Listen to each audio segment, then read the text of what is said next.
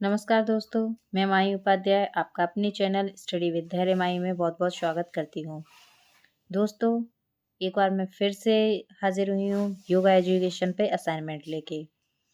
दोस्तों, आज हम लेके आए हैं आपके लिए बीएड फर्स्ट सेमेस्टर के 4th पेपर योगा एजुकेशन के नेक्स्ट असाइनमेंट पे। दोस्तों, इसका आज का टॉपिक है हमारा शांतिपूर्ण और स्थिर भविष्य के लिए योग और आयुर्वेद। दोस्तों, आज हम योग और आयुर्वेद दोनों में क्या संबंध है, ये हमारे लिए क्यों उपयोगी है, इन सब के बारे में जानेंगे। तो सबसे पहले हम जानते हैं इसकी प्रस्तावना। योग और आयुर्वेद हमारे वैदिक ज्ञान के दो ऐसे विषय हैं जो आपस में जुड़े गए हैं।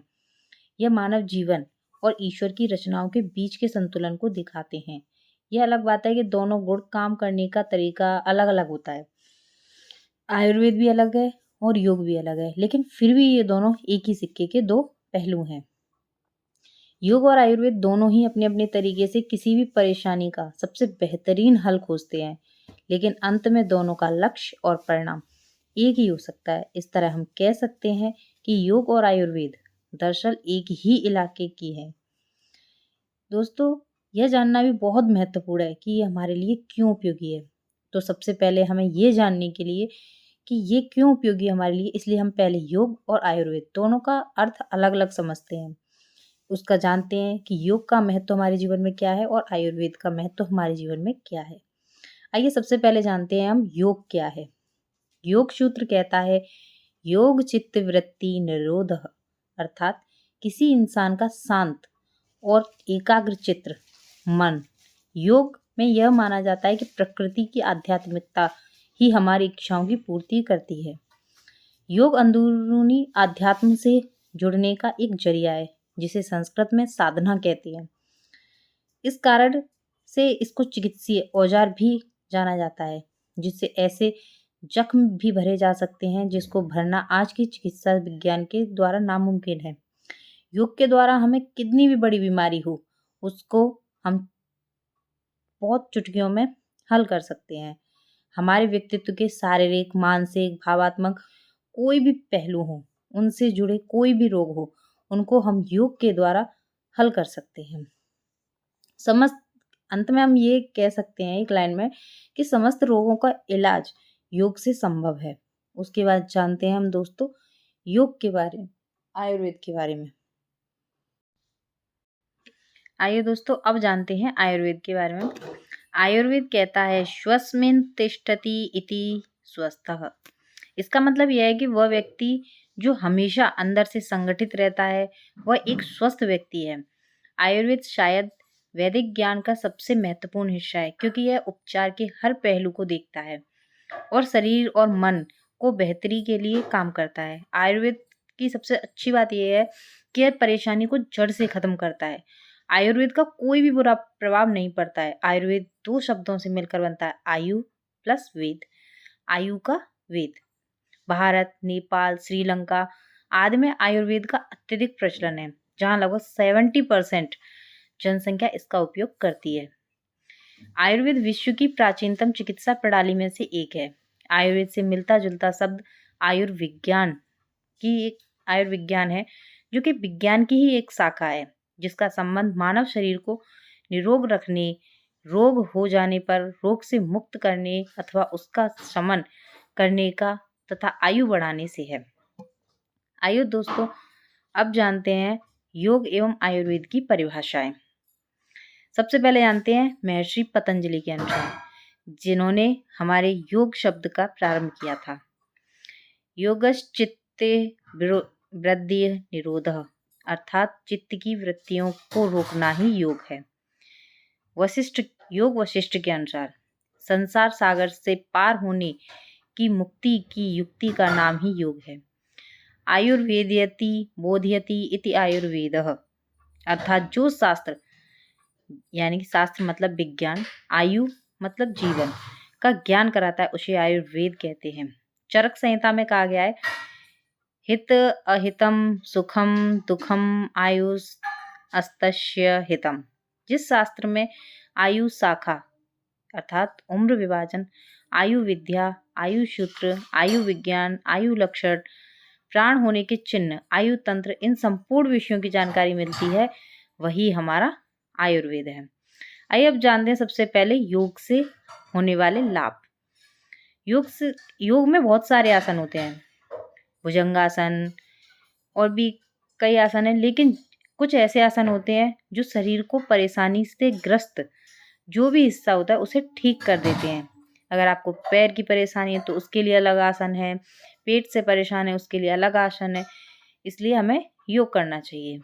योग आपको तन की शांति के साथ साथ मन की भी शांति देता है। योग के कई आसन व ध्यान आपके विचारों को नियंत्रित कर संतुलित कर देते हैं, जिससे मन शांत रहता है। एक अच्छा जीवन जीने के लिए शरीर को सकारात्मक ऊर्जा और मानसिक शक्ति की जरूरत होती है, जो उसे योग से ही मिलती है। योग के द्वारा व्यक्ति अहंकार, तृष्णा, अज्ञान आदि बंधनों से मुक्त हो जाता है। आसन शारीरिक रूप से रचना को संतुलित रखने का बहुप्रचलित योगांग है। आगे जानते हैं दोस्तों, योग में व्यक्ति मन, शरीर, इंद्रियां आदि को आपस में समन्वित और साध कर एक ओर चलता है। ऐसा किया गया कार्य सफलता और मोक्ष दिलाने वाला होता है। उसके बाद जानते हैं योग और आयुर्वेद में संबंध। इन दोनों में संबंध क्या है। अब हमने इनके दोनों के अलग अलग अर्थ को जान लिया, अब जानते हैं इनके संबंध। योग और आयुर्वेद का घनिष्ठ संबंध है। हमारे ऋषि मुनियों ने योग के साथ साथ आयुर्वेद को भी जन्म दिया। इसका कारण यह था कि ऋषि मुनि सैकड़ों वर्ष तक जिंदा रहकर ध्यान और समाधि गति करना चाहते थे। इसके चलते उन्होंने दोनों ही चिकित्सा पद्धति को जीवन का अंग बनाया। आयुर्वेद और योग भारत द्वारा पूरी दुनिया को दिया हुआ एक अनमोल उपहार है। यह व्यक्ति के स्वस्थ रहने के उन स्थायी उपायों में है जो हमारी पृथ्वी की देखभाल करते हैं। व्यक्ति के स्वस्थ रहने के लिए जितना शरीर को स्वस्थ रखना जरूरी होता है, उतना ही जरूरी पर्यावरण को स्वस्थ रखना भी होता है। आयुर्वेद और योग ने लोगों को समान रूप से जागरूक किया। इसलिए आयुर्वेद और योग के महत्व को देखते हुए भारत के लिए अपनी अंदरूनी शक्ति और अपनी सभ्यतागत शक्ति का विस्तार करना जरूरी है। आयुर्वेद और योग दोनों ही मनुष्य को राहत दिलाते हैं। शांतिपूर्ण भविष्य के लिए योग और आयुर्वेद। योग रचनात्मकता को बढ़ाता है। योग तथा आयुर्वेद तनाव को कम करते हैं, जिससे मानसिक स्वास्थ्य को लाभ होता है, जिससे भविष्य में कार्य अधिक से अधिक कर सकते हैं। योग से शरीर और मन स्वस्थ रखता है। आयुर्वेद एक प्राकृतिक चिकित्सा पद्धति है। बहुत से ऐसे ही रोग और मानसिक विकार हो सकते हैं जिस पर योग कंट्रोल न भी कर पाए तो आयुर्वेद उसका विकल्प बन जाता है। योग उसका विकल्प बन जाता है। भारत में आयुर्वेद और योग का भविष्य उज्जवल है। एक अच्छा जीवन जीने के लिए शरीर का सकारात्मक ऊर्जा और मानसिक शक्ति की जरूरत होती है, जो उसे योग से ही मिलती है। योग के बारे में कहा भी गया है, जो योगा अपनाएगा निरोगी काया पाएगा। दुनिया ने भी योग अपनाया है, स्वस्थ तन मन पाया है। आयुर्वेद और योग का मकसद भी है स्वस्थ व्यक्ति के स्वास्थ्य को बरकरार रखा जाए, बीमार व्यक्ति को ठीक कर दिया जाए। योग समस्या समाधान करने में भी मदद करता है। दोस्तों, इसी विषय में कहा भी जाता है कि स्वस्थ शरीर में ही स्वस्थ मस्तिष्क का निर्माण होता है। इसीलिए हमें अपने शरीर को स्वस्थ रखना चाहिए, और ये सब हमारा योग के द्वारा ही संभव है। योग और आयुर्वेद शरीर और दिमाग को प्राकृतिक रूप से ठीक करने में सहायता करते हैं। आयुर्वेद और योग एक दूसरे से जुड़े हुए हैं। वे साथ साथ शरीर में उपचार विषयों को शामिल करते हैं। एक ओर आयुर्वेद कायाकल्प करता है, दूसरी ओर योग मन और चेतना की शुद्धि करता है, जो आने वाले भविष्य में हमें सफलता की ओर ले जाते हैं। भविष्य के लिए कुछ उपाय। सरकार को भारत को आयुर्वेद के वैश्विक केंद्र के रूप में स्थापित करने के प्रयास करने चाहिए। आयुर्वेद दवाइयों को केंद्र के रूप में खुद को विकसित करने का प्रयास करना चाहिए। आयुर्वेद के प्रति जागरूकता फैलानी चाहिए। आधुनिक चिकित्सा महाविद्यालयों में आयुर्वेद शिक्षण की शुरुआत करनी चाहिए। देश भर में आयुर्वेदिक अनुसंधान केंद्रों की स्थापना करनी चाहिए। आयुर्वेद और योग चिकित्सकों की आय बढ़ाने के, रोजगार में अवसर पैदा करने के प्रयास करने चाहिए, जिनके द्वारा हम आयुर्वेद और योग को बढ़ावा दे सकते हैं। इसके बाद दोस्तों जानते हैं आपकी संदर्भ सूची। ये आपका एक मेन टॉपिक है। कई बच्चों को संदर्भ सूची बनाना नहीं आता, इसके लिए मैंने इसी में संदर्भ सूची को ऐड किया है। संदर्भ सूची में आप दोस्तों सबसे पहले आपको जिस टॉपिक से संदर्भ सूची बनानी है, जैसे मोस्टली हम अपने असाइनमेंट्स में यूज़ करते हैं संदर्भ सूची को।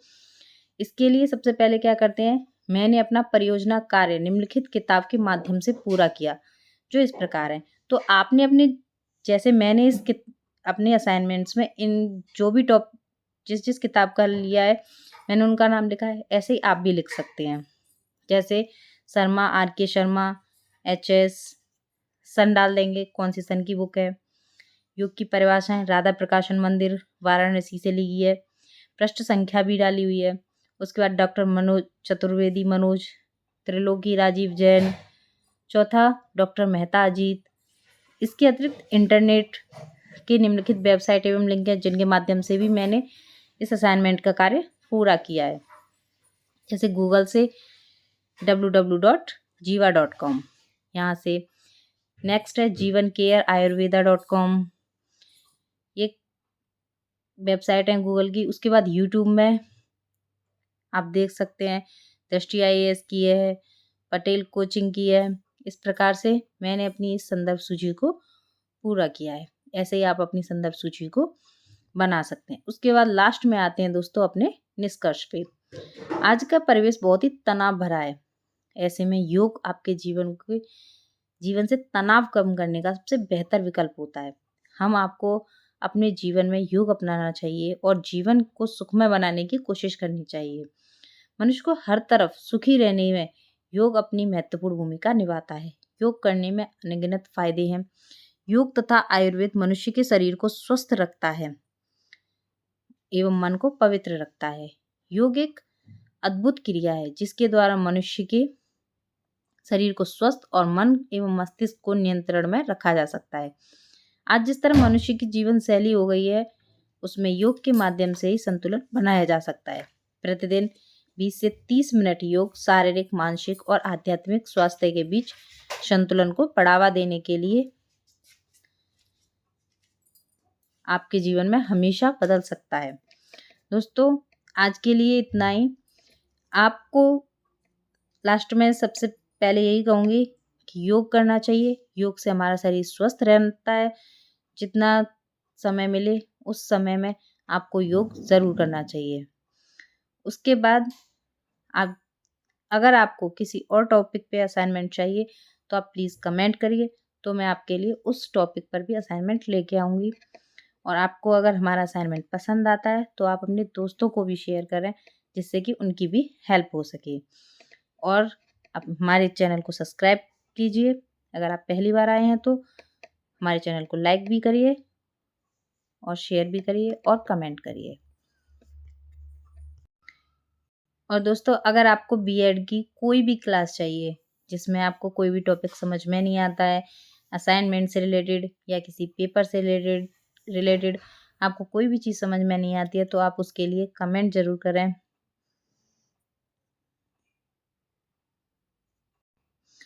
और अगर आपके कोई भी भाई बहन MA कर रहे हैं, BA कर रहे हैं, जिनको हेल्प की ज़रूरत है, तो आप प्लीज़ उसके लिए भी कमेंट करिए। उनके में भी चैनल सब्सक्राइब कराइए और उनसे कहिए कि वो कमेंट करें। तब मैं आपके लिए उसी सब्जेक्ट से रिलेटेड, उसी टॉपिक से रिलेटेड आपकी प्रॉब्लम को सॉल्व करूँगी। आज के लिए बस इतना ही। हम विदा लेते हैं। नेक्स्ट आपके लिए दूसरे टॉपिक को लेके फिर आएंगे। शुक्रिया।